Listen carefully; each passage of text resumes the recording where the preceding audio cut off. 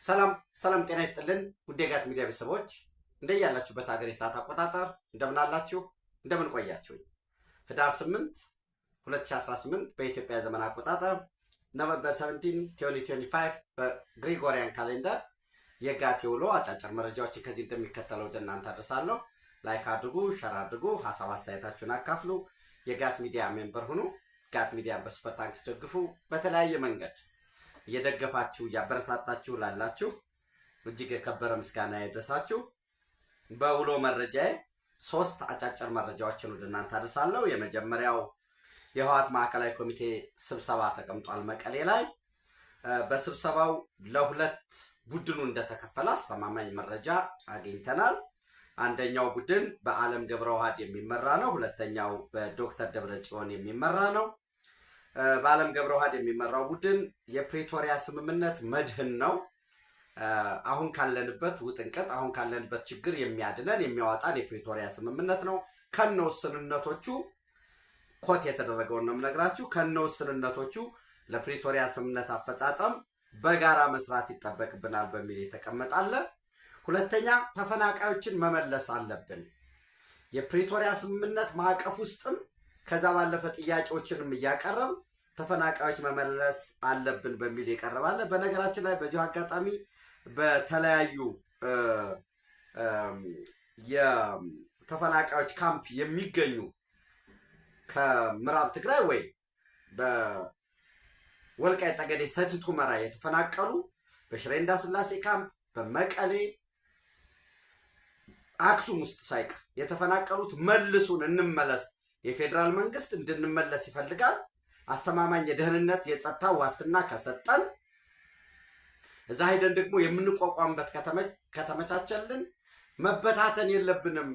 አሁን 5ኛ ዓመታችን ነው። በዚህ አካሄዳችሁ ሌላ 6 ሌላ 7 8 እየሆነ ነው። በዚህ ልጆቻችን ከትምህርት ርቀዋል፣ እኛም የተሰቃየን ነው በሚል ጥያቄ እያነሱ ነው። በተለይ የሽሬ እንዳስላሴ ተፈናቃዮች ማለት ነው። በእነ አለም ገብረዋህድ የሚመራው ተፈናቃዮችን መመለስ አለብን። ሌሎች የዚህ ከእነሱ ሉዓላዊ ግዛት ብሎ በነገራችን ላይ ኢትዮጵያ ውስጥ በኢትዮጵያ ማዕቀፍ የአስተዳደር ወሰን እንጂ ድንበር የሚባል የለም። ለምሳሌ የደቡብ ብሔር ብሔረሰቦችና ህዝቦች ክልል የሚባል ነበረ። ያ ክልል አሁን ደቡብ ክልል አለ፣ ማዕከላዊ ኢትዮጵያ አለ፣ ደቡብ ምዕራብ አለ፣ ሲዳማ ክልል አለ። እነኚህ ሆነው አሁንም በአስተዳደር ወሰኖች መካከል ለምሳሌ በሲዳማ ክልል እና በወላይታ የሚነሱ ጥያቄዎች አሉ። በሌሎችም ይህ ጥያቄ አለ። እኛ ጋር ቢሆን ለእኛ ይቀርበናል። የተለያዩ ሉዓላዊነት የሚባል ግን በመንግስታት መካከል በሀገራት መካከል ያለ መንግስታት የሚለውም በሀገራት መካከል ያለ ሉዓላዊ ግዛት ለምሳሌ ኤርትራ በትክክል የወጣበት የተገነጠለበት ኢትዮጵያ እውቅና ያሰጠበት ህጋዊ ኮንቴክስቱን ያሟላ ነው። እሱን አሁን ተጠየቅ አለበት፣ ይጠየቃል። ወደ 35,000 በላይ ኢትዮጵያውያን ወይንም በወቅቱ ኢትዮጵያውያን አሰብ ውስጥ ይኖሩ ነበር። ከዛ ወዲያውኑ ሪፈረንደም ሳይካሄድ እንዲወጡ እንዲባረሩ ተደረገ። 5,000 ምናምን እንዲቀሩ ተደርጎ ከዛ ሪፈረንደም ተካሂዷል ተባለ። ጃን ሜዳ ምናምን የሰፈሩት ይሄ ሂስቶሪካሊ ዶክመንትድ የተደረገ ጉዳይ ነው የምናወራው። በሽግግር በትራንዚሽናል ገቨርንመንት በሽግግር ቻርተር ያልተመረጠ ህጋዊ እውቅና የሌለው ከነ ይስሙላም ለይስሙላም ይሁን ግድ የለም ዲሞክራሲያዊ ነው ያሟላል ወይ ሌላ ጉዳይ ነው። ምርጫ የተካሄደው በ1987 ነው። ህገ መንግስት የጸደቀው ህዳር 29 ነው። አሁን ህገ መንግስቱ ጸድቋል። የትራንዚሽን ቻርተሩ ህገ መንግስት አጽድቆ ነው የተበተነው። በዚህ መሰረት ምርጫ ተደርጓል። ህጋዊ ቅቡልነት ያለው መንግስት ተቋቁሟል። ስለዚህ ውሳኔው አግባብ ነው ሊባል ይችላል። ያም ሆኖ ግን ኢቭን እንኳን ህጋዊ ቅቡልነት ያለው ወይ በምርጫ የመጣ መንግስት እንኳን ቢሆን ውሳኔውን የወሰነው አጌነስ ናሽናል ኢንተረስት ከሆነ ተጠየቅ የማይቀርብበት ስምምነት የለም። አገራት የፈረሙትን የተስማሙትን ስምምነት ከብሔራዊ ጥቅማቸው አጀነስት ሲሆን ጥሰዋል፣ ይጥሳሉ ወደፊት። በኤርትራና በኢትዮጵያ መካከል ቢሆን ሉዓላዊ ግዛት ይባላል። ያም ሆኖ ግን አሁንም ለምሳሌ ሀዱሻዲ፣ ታታይ፣ ገመሃሎ፣ ሰቢያ የሚባሉ በኢትዮ ኤርትራ ድንበር በተለይ በኢሮብ ወረዳ ውስጥ የሻዕቢያ ታጣቂ እየገባ ነው ያለው። የማንን ሉዓላዊ ድንበር ጥሶ? የኢትዮጵያ ሉዓላዊ ድንበር። የተጣሰው የኢትዮጵያ ሉዓላዊ ድንበር እንጂ ትግራይ ውስጥ ያለው ኢሮብ ወረዳ ወይም የትግራይ ክልል አይደለም። እዚያ ውስጥ ጽምዶ ሚል የተለያየ አሻራ እየፈጠሩ የኢትዮጵያ ሰራዊት እነዚህን አካባቢዎች ቀደም ብዬ የጠቀስኩላችሁና ሀዱሻዲ፣ ታታይ፣ ገመሃሎ፣ ሰቢያ የሚባሉትን ሉዓላዊ ግዛት ተጣሰ ብሎ የኢትዮጵያ መንግስት እሱን ሊከላከል ቢገባ ከፊትም ከኋላም ለመውጋት ፍላጎት ሊኖር ይችላል። የጽምዶ አንዱ ህብረት ሊሆን ይችላል። ጽምዶ ፈርሶ ሊሆን ይችላል። ኤኒዌይስ የህወሓትን ጥያቄዎች ህጋዊነትን ማረጋገጥ ማስመለስ የሚያስችል አጠቃላይ የአመራር ሪፎርም ማጥራት ማጽዳት ጥልቅ ግምገማ አድርገን ስናበቃ በዚህ መሰረት ከፌዴራል መንግስቱ ጋር ግንኙነትን መስረት ከነውስነቱም የፕሪቶሪያ ስምምነት ይፈጸም፣ ጦርነት ይበቃናል፣ ህዝቡ ከዚህ በላይ ጦርነት ሊሸከም አይችልም፣ ህገወጥነት ይታያል፣ ወንጀሎች እየተስፋፉ ነው፣ ዝርፍ ያለ በውስጣችን ያሉት የትግራይ ፒስ ፎርስን ጨምሮ ከውስጣችን ተነጥለው የወጡ ኃይሎችን ፖለቲካዊ ሪፎርም ብናደርግ፣ ታጣቂውና ህወሓትን መለየት ብንችል፣ የፕሪቶሪያ ስምምነት እንዲተገበር ብናደርግ፣ ሁሉን አካታች መንግስት ብንመሰረት ደም መፋሰስ ሳይኖር መፍታት እንችላለን በሚል የዓለም ገብረዋህድ ቡድን የሚያስቀምጠው አለ። ጥልቅ ግምገማ ማድረግ አለብን። አዲስ አመራር ወደፊት እናምጣ። እነዚህ የተቀመጡ ናቸው። የህወሓትን ህጋዊነት ለማረጋገጥ ጥልቅ ሪፎርም እናድርግ የሚል ተፈናቃዮች ይመለሱ፣ ከፌዴራል መንግስት ጋር በመነጋገር የፕሪቶሪያ ስምምነት እንዲፈጸም በማድረግ ምዕራብ ትግራይ ብለው የሚጠሩትን ወይም ወልቃይት ጠገዴ ሰቲት ሁመራን የሚመለስበትን አግባብ ከዓለም አቀፉ የፖለቲካ ማህበረሰብ ጋር በማድረግ እንሄዳለን። ይህ ጦርነት ያደቀቀው ህዝብ በጦርነት የወደመ መሰረተ ልማት ምንም ሳይጠገን ከውስጥ ያሉ ጥያቄዎችም ምላሽ ሳያገኙ ወደ ጦርነት ወደ ግጭት መግባት የለብንም። የትግራይ ህዝብ ችግር የሚፈታው በኢትዮጵያ ማዕቀፍ ውስጥ ነው የሚል ውስጥ ለውስጥ ሲብላላ ያቆየ፣ አሁን ግን ስብሰባዎች ላይ ባለፍ ገደምም እንዲሁም መድረኮች ላይ የተንጸባረቀ እንዳለ ነው አሁን መረጃዎች እየወጡ ያሉት። በሌላ በኩል ደግሞ ዶክተር ደብረጽዮን ፈትለወርቅ ገብረ እግዚአብሔር ሞንጆሪኖ እና የቀድሞ የደህንነት ሹም ጌታቸው አሰፋ የሚመሩት ቡድን ነው። ይሄ ቡድን በተልእኮ ደረጃ አሁንም ህወሓት ከስብሃት ዳይናስቲ እንዳይወጣ ከአድዋ ቡድን ወይንም አድዋ አካባቢ ያሉ የስብሃት ዳይናስቲ አሁን ከሰሞኑ የሚታዩ ነገሮች አሉ። እዛ ውስጥ የመግባት ኢንተረስቱ የለኝም፣ አስፈላጊም ነው ብዬም አላምንም። ለህወሓት መጥፋት ለትግራይ ህዝብ ጦርነት ውድመት ተጠያቂው የአድዋ አካባቢ ነው ምናምን የሚለው የብሔር ፖለቲካ የዘር ፖለቲካ ሂዶ መጨረሻ ቢሆንም አሁን በስፋት በህወሓት አክቲቪስቶች መካከል ለሁለት ጎራ ከፍሎ እያጨቃጨቀ ያለ ጉዳይ አለ። የአድዋ አካባቢ ተወላጆች ይቅርታ ጠይቁ፣ ህወሓትን ተቃወሙ፣ አብረን አንሆንም በሉ፣ አሊያ ጀስት ጄኖሳይድ የት ቱ ካም የሚል እና ለዛ የሚሆን ደግሞ ዝግጁ አድርጎ የሚል እነዚህ ጉዳዮች አሉ። የትኛውም ህዝብ እኔ ፐርሰናሊ ማምነው መወናበዱ ማጭበርበሩ እንዳለ ይመስለኛል የሚለው እንዳለ ሆኖ የከሌ አካባቢ እንደዚህ ያኛው አካባቢ እንደዛ የሚለው ያን ያህል የሚያስኬድ አይደለም። እስቲ እየተከታተልን ወደዛ የምንመጣ ይሆናል። ኤኒዌይስ እነ ዶክተር ደብረጽዮን ፈትለወርቅ ገብረ እግዚአብሔር ጌታቸው አሰፋ በዋነኝነት ፍላጎታቸው ኢንተረስታቸው ከስብሃት ነጋ ዳይናስቲ ከዛ ቤተሰብ ህወሓት እንደ ድርጅት አመራሩም ከዛ እንዳይወጣ ጥረት ማድረጉ ነው። በጦርነት በጉልበት ምዕራብ ትግራይን እናስመልሳለን፣ ተፈናቃዮች ወደ ወልቃይት ጠገዴ ሰቲት ሁመራ የሚሄዱ ህወሓት ከዳነ በኋላ ነው። መጀመሪያ ውድብ ይዳል። ይሄ ውድብ ድርጅት ባልዳነበት ሁኔታ የትግራይ ህዝብ አይድንም የሚል በህዝቡ በትግራይ ህዝብ ደም በትግራይ ህዝብ አጥንት በትግራይ ህዝብ ውድቀት ድርጅቱን የማዳን ፍላጎት አለ። ጦርነትን እንደ አማራጭ መያዝ አለ። ወታደራዊ አቅሞቻችንን እንፈትሻለን፣ የህዋትን ፈቃድ በጉልበታችን እናስመልሳለን። የህዋት ጥልቅ ግምገማ ህዋትን ስለሚያፈርሰው አጠቃላይ መስተካከል ያለበትን እየገመገምን ነው እንጂ መሄድ ያለብን ግምገማ ወደ ግለሰብ መውረድ የለበትም። አንተ ይህን ፈጽመሃል፣ አንቺ ይህን ፈጽመሻል ወደሚል ወደ እያንዳንዱ የጥልቅ ግምገማ እዚህ እንግዲህ ብለውት ምንም ውጤት ያላመጣው ወደዛ ውስጥ ብንገባ ያፈርሰናል በሚል የለዩት ጉዳዮች አሉ። አጠቃላይ እንግዲህ የትግራይን ፖለቲካ ለማየት ቫሪያብሎችን ሰፋ አድርገን ማየት ይጠበቅብን ይሆናል። በታጣቂው መካከል እየተነሱ ያሉ ጥያቄዎች አሉ። ራሱን የትግራይ መከላከያ ኃይል ወይም ትግራይ ዲፌንስ ፎርስ ብሎ በሚጠራው እየተነሱ ያሉ የተለያዩ የጥቅማ ጥቅም፣ የደሞዝ፣ የሕክምና፣ የአገልግሎት የተለያዩ ጥያቄዎች እየተነሱ ነው።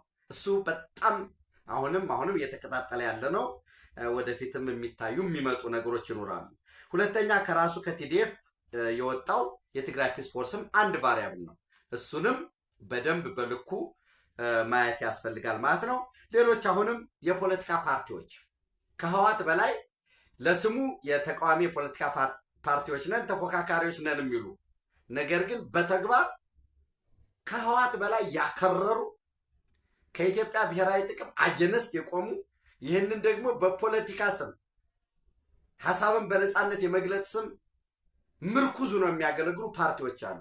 ኖ የትግራይ ህዝብ ጦርነት አያስፈልገውም፣ በድርድር ሰጥቶ በመቀበል የፖለቲካል ካፒታላችንን በማሳደግ ልዩነትን በማጥበብ ችግር መፈታት አለበት የሚሉ ፓርቲዎች አሉ። እነሱን በደንብ ማየት ያስፈልጋል። ከዛ ባለፈ አሁንም የትግራይ ጊዜያዊ አስተዳደር ወይም ትግራይ ኢንተሪም አድሚኒስትሬሽን በዛ ውስጥ ያለውን ማየት ያስፈልጋል። ኦፍኮርስ በትግራይ ኢንተሪም አድሚኒስትሬሽን ውስጥ ከሁለቱም ማን ሊያሸንፍ ይችላል እያሉ እንደና ማኑኤል አሰፋ አይነት ማን ሊያሸንፍ ይችላል በሚል ሰልፋቸውን ለማስተካከል 24/7 ዝግጁ የሆኑ በራሳቸው ምክትል ፕሬዚደንቱ ማለት ነው በራሳቸው የፖለቲካ ውሳኔ ወይንም ይሄ ነው የመውጫ መንገድ የሚሉት የለም። ጠዋት የዓለም ገብረዋህድን ቡድን ሊደግፍ የሚችል አይ ኖ የሚያሸንፍ የነ ደብረ ጽዮን ነው ካለ ለዛም የሚገለበጥ የኃይል አስተላልፉን እያጠና ያለ ቡድን አለ በትግራይ ኢንተሪም አድሚኒስትሬሽን ውስጥ። በራሱ የትግራይ ኢንተሪም አድሚኒስትሬሽንም የኑሮ ውድነቱ ከጦርነትንና ልማትን በአንድ ጊዜ ለማስተናገድ መፈለግ ልማትን ማምጣት ይፈልጋል፣ የኑሮ ውድነትን መፍታት ይፈልጋል። የሸቀጦች ዋጋ እየጨመረ ነው። የመንግስት የደሞዝ ማስተካከያ የተሰጠውን በጀቱ ተለቆለታል። ግን ያም በጀት ደግሞ በትክክል አድሬስ ለማድረግ ደግሞ አሁንም ደግሞ የፕሪቶሪያን ስምምነት ፈጽሞ ለራሱ የሚያስፈልገው ለአድማ ብተናም ይሁን ለፖሊስ የሚያስፈልገውን ኃይል ቀንሶ በጀት ተክሎ ማስቀረት ሲችል ኬንያ የሌለውን፣ ሱዳን የሌለውን፣ ደቡብ ሱዳን የሌለውን፣ ኡጋንዳ፣ ሩዋንዳ፣ ብሩንዲ የምትሏቸው ሀገራት የሌሉትን 120 ሺህ በላይ የታጠቀ ኃይል ይዞ እሱም ማነሰ ብሎ ደግሞ አዲግራት ላይ መካናይዝድ ያሰለጥናል። አክሱም ላይ ኮማንዶ ይመለምላል።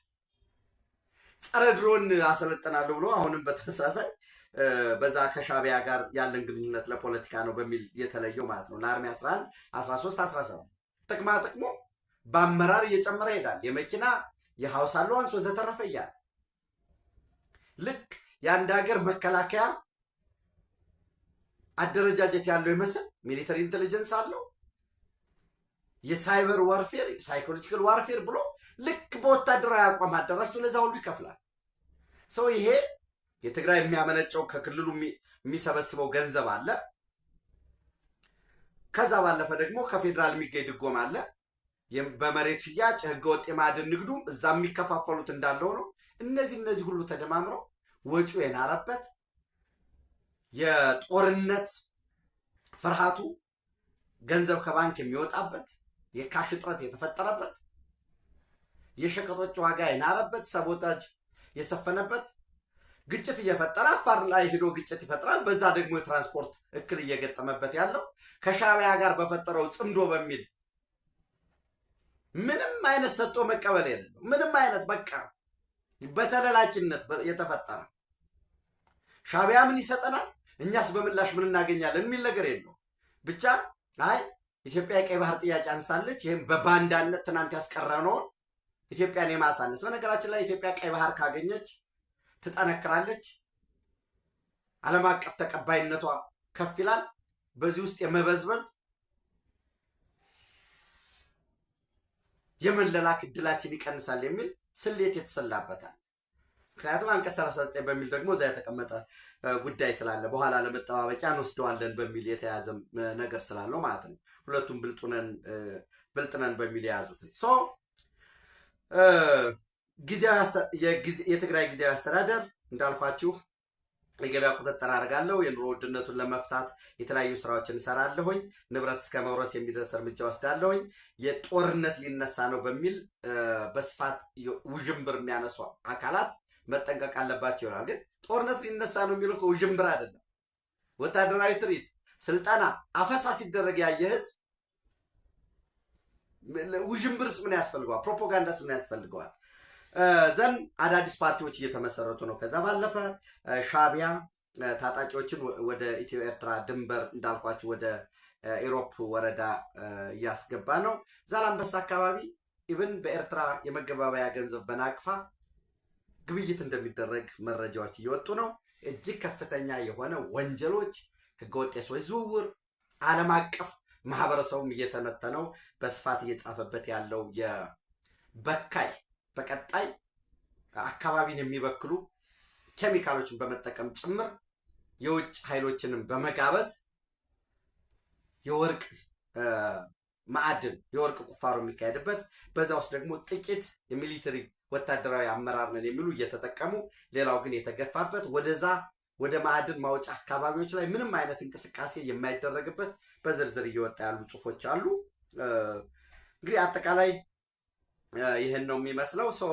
ወዴት ነው የሚሄደው? የዚህ የጦርነት ጥምረት ውስጥ ምን ይደርሳል የሚለውን እነዚህን ቫሪያብሎች በደንብ ስናይ ሌሎችንም ደግሞ የማዕከላዊ መንግስቱን ፍላጎት፣ የሱዳን ጦርነትን፣ የኢትዮጵያ የቀይ ባህር ጥያቄ ዓለም አቀፋዊ ቅቡልነት እያገኘ ያለበት ሁኔታን፣ ቀጠናዊ ኃይል አስተላልፎችን እነዚህም በደንብ መገምገም ያስፈልጋል። በዚህ ሁሉ ግን ኢትዮጵያ ሁሉንም ነገር በአሸናፊነት እንደምትወጣው መጠራጠር የለብንም። ያንን መጠራጠር የሌለብን ከራሳችን ኮሚትመንት አንጻር እኛ ኢትዮጵያ ስትሸነፍ፣ ኢትዮጵያ ስትወድቅ ቁመን ለመያዝ ዝግጁ ነን ወይንስ አቅማችንን አውጥተን ለመስራት ዝግጁ ነን? ወይ አርበኞች ነው ምርጫችን ወይስ ባንዳነት ስንል እንግዲህ ባንዳ የሆነው እያንዳንዷን የውድቀት ዜና ምናምን እየፈለገ እንዲሆነ እንዲተደረገ ወዘተረፈ የሚል ሀሳብ በነፃነት የመግለጽ ስም ኢቭን የተለያዩ የልማት ስራዎች የሚሰሩትን ከሌላ አንጻር የማየት የመተንተን አለ። በነገራችን ላይ የአሜሪካ አጠቃላይ የውጭ ሀገራትን የግብርና ምርት በዋናነት በበቆሎ፣ በስንዴ እና በጥራጥሬ እህሎች ጠቅለል ባለመልኩ በዛ ዙሪያ ሪፖርቶችን የሚያወጣ አንድ ተቋም አላቸው። ዳታቤዝ ያለው ዩኤስዲኤ ኤፍኤስ ፒኤስዲ የሚባል የሀገራትን የእርሻ ምርት አቅርቦትና ስርጭት የሚከታተል ተቋም ነው፣ የመረጃ ተቋም ነው እና የ2024 2025ን የአፍሪካ ሀገራትን የስንዴ አጠቃላይ ምርት ምን ይመስላል የሚል ዳታ አለው። ከዚህ በፊት የነበሩ ዳታዎችን ይዞ ከዛ ደግሞ እርሻ ላይ የታረሰ መሬትን ያ የታረሰ መሬት ደግሞ በሄክታር የሚጠበቅን ኤክስፔክት የሚደረግ ምርትን እዛ ላይ የዋለን በጀት ድጋፉን ይህም በሙሉ ወስዶ ኢትዮጵያ በ2024 25 6.2 ሚሊዮን ሜትሪክ ቶን ስንዴ ታመርታለች። በተመሳሳይ የምርት ዘመን ግብፅ ደግሞ 2.1 ሚሊዮን ሜትሪክ ቶን ነው የምታመርተው ይላል። እንግዲህ ይህንን በደንብ አድርጋችሁ ሰሩ። ይሄ ብቻ አይደለም። የኢትዮጵያ መንግስት በነገራችን ላይ በቀጣይ 5-6 ዓመት ወይንም በኢትዮጵያ 2025 2024 አሁን 18 ነው፣ 6 ዓመት ብትጨምሩበት 2024 ይመጣል። ልክ በ2025 ኢትዮጵያ በዓለም ከ1 እስከ 10 ያሉ ሀገራት ውስጥ እንደምታውቁት ቻይና ከፍተኛ ስንዴ ያመርታል። ቱርክ ስንዴ አምራች ነው። ሩሲያ ስንዴ አምራች ነው በከፍተኛ ደረጃ። እነ ዩክሬን አሉ። ልክ ከነዚህ 10 ስንዴ በከፍተኛ ደረጃ ስንዴ ከሚያመርቱ ሀገራት ውስጥ ተርታ ገባለሁ ብሎ እየሰራ ነው። ለዚህ የሚሆን ጋምቤላ ላይ በደርግ ዘመን ተሰርቶ ሩሲያዎች ሰርተው ዩክሬኖችም ተሳትፈውበት ግድቡ ኤቭሪቲንግ ካናል ካለቀ በኋላ ምንም ወደ ልማት እንዳይገባ በተመሳሳይ መተከል ፓዊ ላይ አልቋል። ግን ካናሎችን ዘርግቶ መሬቱን ሸንሽኖ ወደ ስራ ሊገባ ሲል ደርግ ወደቀ። በጣም የሰሜን ኮሪያዎች ትብብር ድጋፍ ነበረበት ከራሻዎች ባሻገር እና እንዲያውም አንድ ከዚህ በፊት ለእናንተ ያደረስኩት ይመስለኛል። አንዲት እዛ መተከል ላይ ደርግ ያመጣው ትራክተር ከጎን ወድቋል። ዘመናዊ ትራክተር በስብሶ ወድቋል፣ ከጥቅም ውጭ ነው። አንዲት የጉምዝ እናት ደግሞ እንጨት ይዛ በእንጨት ትቆፍራለች በቆሎ ለመዝራት እና ፎቶውን ሁለቱን አያይዞ the archaeology of modern technology ነው። ዘመናዊ ቴክኖሎጂ አርኪኦሎጂ ሆኖ ወድቋል፣ በስብሷል። የጥንት ከሺህ ዘመን በፊት ስራ ላይ የዋለው እንጨት መቆፈሪያ ደግሞ ይሰራል። ይሄ ነው ጠላትነት ነው። ይሄ ባንዳ ነው። ባሮ የናይል ተፋሰስ አካል ነው። ደቡብ ሱዳን ሄዶ ይገባል እስከ ወደ ጆንግሌ ተፋሰስ የሚሄደው የዋይት ናይል አካል ነው። አባይ ነው። ተከዜ ወደ ሱዳን ይፈሳል። ሁለቱ ሲገናኙ ናይልን ያመጣሉ። ብሉ ናይል እና ዋይት ናይል ተገናኙ። ካርቱም አካባቢ ይገናኛል። ሰው ይሄ ግብፅ ተሸክሞ ያመጣው እንደ ፈረስ እየጋለበ ያመጣው አንዱ አዲሃሎ ሌላው 4 ኪሎ ሲገቡ ሁለት ባንዳዎች ኢትዮጵያን ከቀይ ባህር መነጠል፣ አንድ ከጨዋማ ውሃ ኢትዮጵያን ደግሞ ከፍሬሽ ውሃ ደግሞ እንዳትጠቀም እንዳታለማ ማድረግ ነው። ሰው መተከል ላይ ያለውን ፓዊን ሰፊ የአዋጭነት ጥናቶች እየተሰሩ ነው። መልሶ ግድቦችን የመጠገን መልሶ ወደ ልማት ወደ እርሻ ሊገቡ ወደ መካናይዝድ እርሻ የሚገቡበት እየተሰራ ነው። በተመሳሳይ ታላቁ ህዳሴ ግድብ አካባቢ ዘመናዊ የሆነ እስከ 30,000 ሄክታር በመጀመሪያ ዙር እያደገ የሚሄድ ከላይኛው እስከ መተከል እየተሳሰረ የሚሄድ ሌሎች ግድቦችንም የሚያካትት ወደ 4 ትልልቅ ግዙፍ ግድቦች ስላሉ ሊቨሬጅ ነው የሚያገለግለው። እነሱን ለመስራት እየተሰራ ነው። ሰው በዛ አካባቢ ለመስኖ በሚል ፋክተሪዎች የተሰሩ ነው። መሰረተ ልማቶች እየተተከሉ ነው። በዛ አካባቢ ትልልቅ የወርቅ የማይኒንግ ስራዎች እየተሰሩ ነው። ፕላንቶች ይጓጓዛሉ፣ ማሽነሪዎች። የንጋት ከተማ በዝቅተኛ 3 ሚሊዮን ሰው የሚይዝ ከተማ ለመስራት ፕላኖች እየተሰሩ ነው። አግሮ ኢንዱስትሪ አለ እንደነገርኳችሁ። የማሪን ኮሌጅ አለ።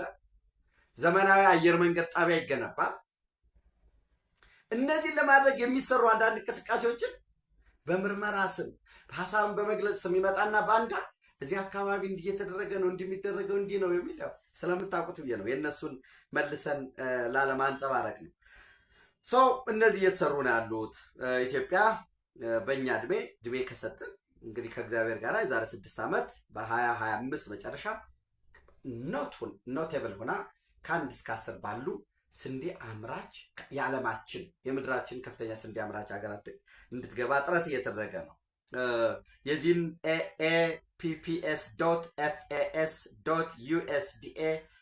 apps.fas.usda.gov/psd ኦንላይን ስላሽ ብላችሁ ብትገቡ ዝርዝር ዳታውን ታገኛላችሁ። የአሜሪካ ዳታ፣ የሌሎች ሀገራትን የነ ሞሮኮን፣ የደቡብ አፍሪካን፣ በአፍሪካ ደረጃ የአልጄሪያን ስንዴ አምራች የሆኑትን ዳታ ኢትዮጵያ በ300% ወይም ኢትዮጵያ በ3 እጥፍ ነው ግብፅን እየበለጠ ያለው። ትልቁ ስንዴ አምራች የሚባለው አፍሪካ ውስጥ ግብፅ ስለሆነ ማለት ነው።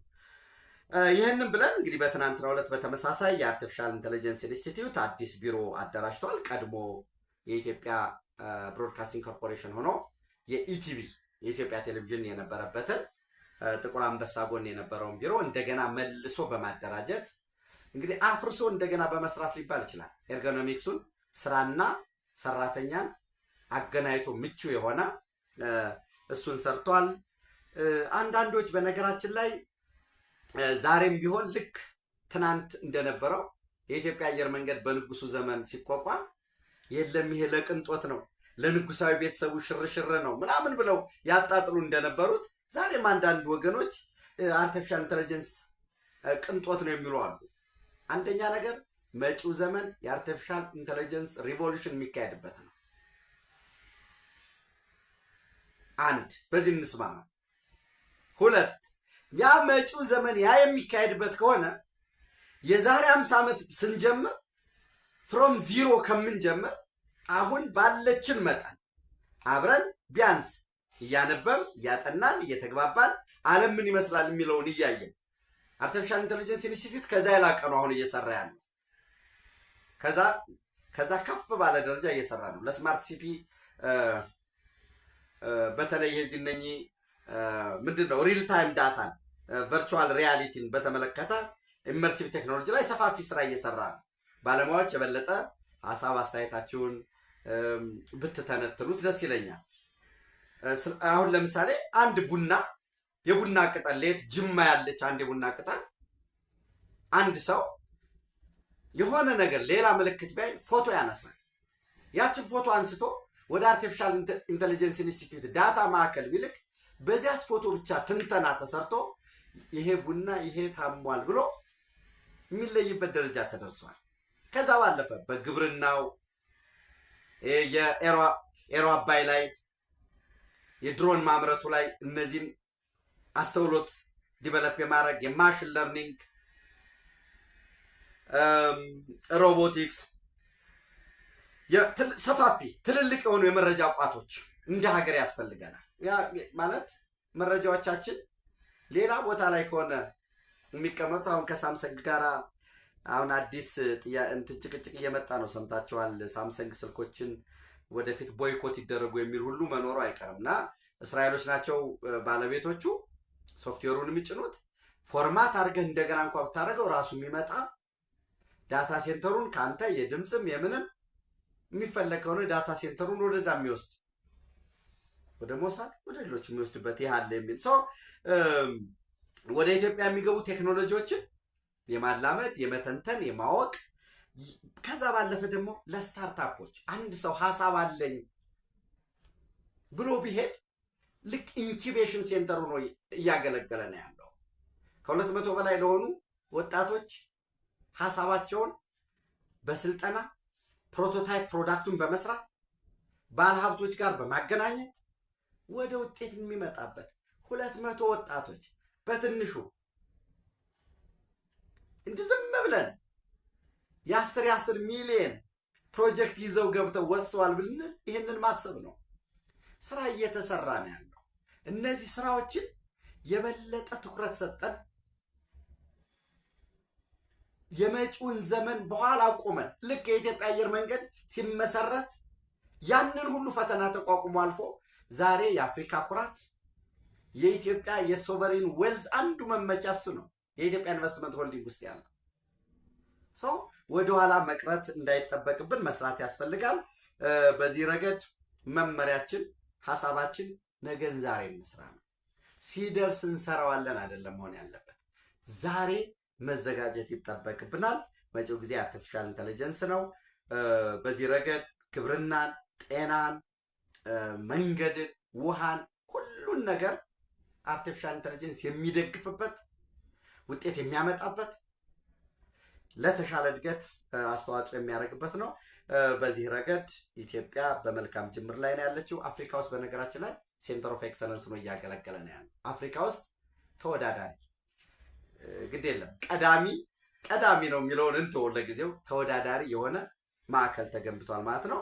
አዲሱ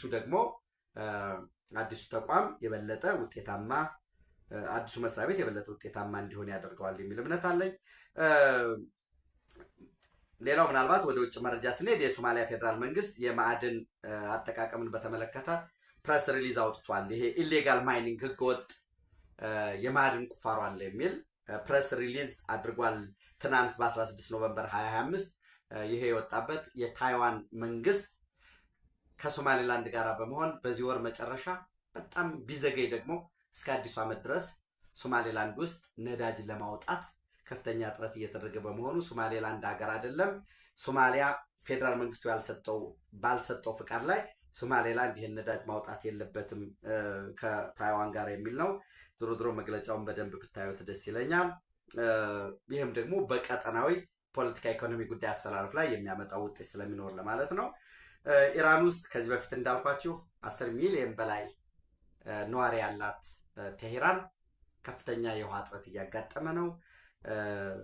ሁሉም የውሃ ሪዘርቫየሮች ግድቦች ከአቅማቸው 10% በታች ነው የያዙት። እንግዲህ እስከ ዲሰምበር በጣም ቢዘገይ እስከ ጃንዋሪ ዝናብ የማይዘንብ ከሆነ ኢቫኬሽን የቴሄራን ከተማ ነዋሪዎች ለቀው እንዲወጡ ትዕዛዝ ሊሰጥ እንደሚችል መረጃዎች እየወጡ ነው ያሉት። ያው ይህንን እንግዲህ ፕሬዚደንቱም የመንግስት ባለስልጣናትም እየተናገሩ ነው ያሉት። ይህን ተከትሎ ኢራን ክላውድ ሲዲንግ ወይንም ዝናብ የማዝነብ በረራ ጀምረዋል። በተለይ ኡርሚያ በሚባለው ተፋሰስ አካባቢ እንግዲህ ፈጣሪ እንዲረዳቸው ምኞቴ ነው። የዝናብ ጸሎትም ዓርብ ዕለት ይሄ ሬን ፕሬየር የሚባለውን የዝናብ ጸሎትም ሲያደርጉ ነው የነበረው። ሌላው እንግዲህ ቱርክ እኛ ኮፕ 32 እንድናዘጋጅ በ2027 ስንመረጥ በሙሉ ድምፅ ያለምንም ተቃውሞ ቻሌንጅ ነው የአፍሪካዎችን ለኢትዮጵያ ሰጠ። ተወዳዳሪ ናይጄሪያና ኢትዮጵያ ነበሩ። ሙሉ ለሙሉ ያለምንም መንገራገጭ ነው ያሸነፍነው። ከ50 በላይ የሀገራት መሪዎች ከ50 ሺህ በላይ ተሳታፊዎች ይመጣሉ። ከ50 ሺህ ሰው 10 ሺህ ሰው ስለ ኢትዮጵያ መልካም ኢሜጅ ቢጽፍ እና እያንዳንዱ ደግሞ አንዳንድ ሺህ ሰው ተደራሽ ቢሆን በተለያየ ሚዲያ የሚመጣውን ዓለም አቀፍ የሽፋን ሁሉ እንቶ ኢትዮጵያን በበጎ የሚያስተዋውቅ ነው የሚሆነው። ነገር ግን ኮፕ 31ን ማን ያስተናግደው የሚለው እስካሁን በቱርክና በአውስትራሊያ መካከል መስማማትን ወይም ስምምነት ላይ አልተደረሰም። በዚህ መሰረት ትናንት ሮይተርስ ይዞት የወጣው የዜና ዘገባ ምንድን ነው የሚለው? ተርኪ ፕሮፖዝድ ጆይንት ሊደርሽፕ በጋራ እናዘጋጀው፣ ኮፕ 31ን በጋራ እናዘጋጀው የሚል ከውስጥ የቱርክ ባለስልጣናት ነገሩኝ በሚል ይህንን መረጃ ይዞ ወጥቷል ማለት ነው። ኢትዮጵያ ትልልቅ ሰክሰሶች እያገኘን ነው።